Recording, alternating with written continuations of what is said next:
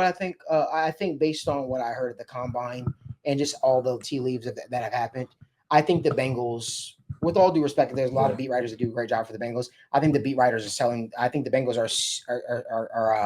are being sold bullshit to the organization. Yeah. I do not think the Bengals are going to draft an interior offensive line in the first round. I understand there's that talk of Kelvin Banks, but you can't tell me that interior offensive line is a true thing that you're worried about for the future, and you didn't make concerted effort in free agency to actually address the position.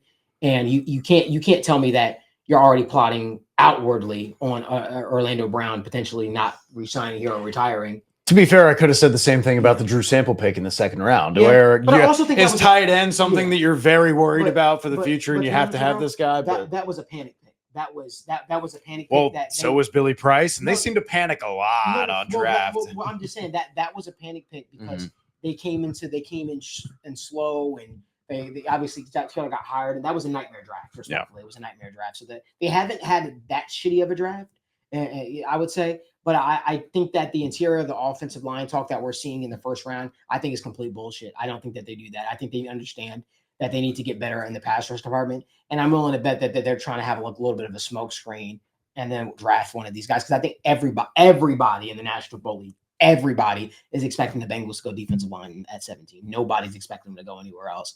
And so like if this is smoke screen season,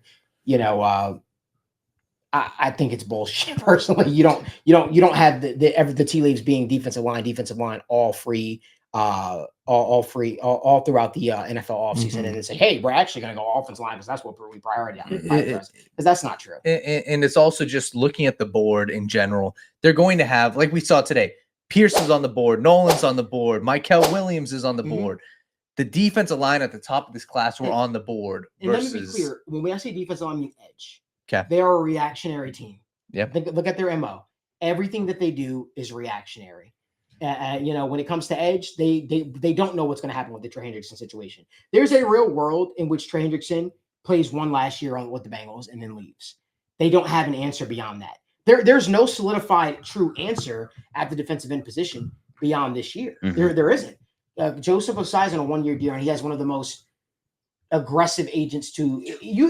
Let me ask you, if Joseph Osai goes on to have a 10-sack season, what do you think David Mulligetta, especially with him being so young, is going to ask for when that guy's a free agent? Oh yeah, the Bengals aren't going to win any negotiation battle with that. He's coming for everything.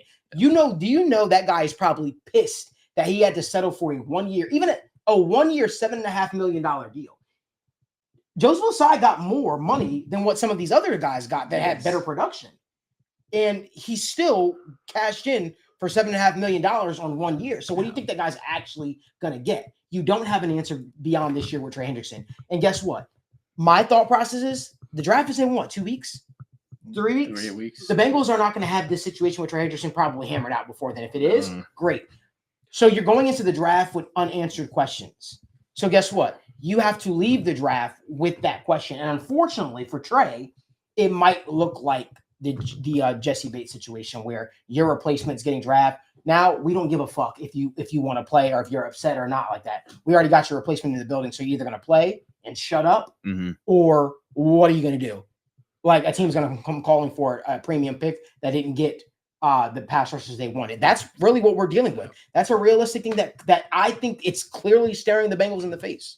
Now, maybe they whiff and they don't get an edge rusher they want. Then they have to cave and they have to try trade Trey. But the only thing I can think of why the Bengals are dragging their feet is because they're banking that they're going to get a guy at 17. Yeah. That's what I think. They're banking they're going to get a guy at 17 and they're willing to gamble. And they did that with offensive line. Like they did that last year. And it was pretty sold on, hey, like the depth was there and they took the guy that they believe is going to be their franchise offensive tackle. And I think looking at the depth here, there is going to be one of these guys, Michael, James Pierce, Mike Green. There's going to be a pass rusher on the board that they could potentially take. So if they were to go with the Bengals brass didn't go to Marshall's pro day for anybody else other than Mike Green. Oh, yeah. Let's not kid ourselves. Like they didn't. So if they're trying, Bengals talk to, they got a good safety. Yeah. That's exactly. I'm saying, but like realistically, come on, that's not what they went for.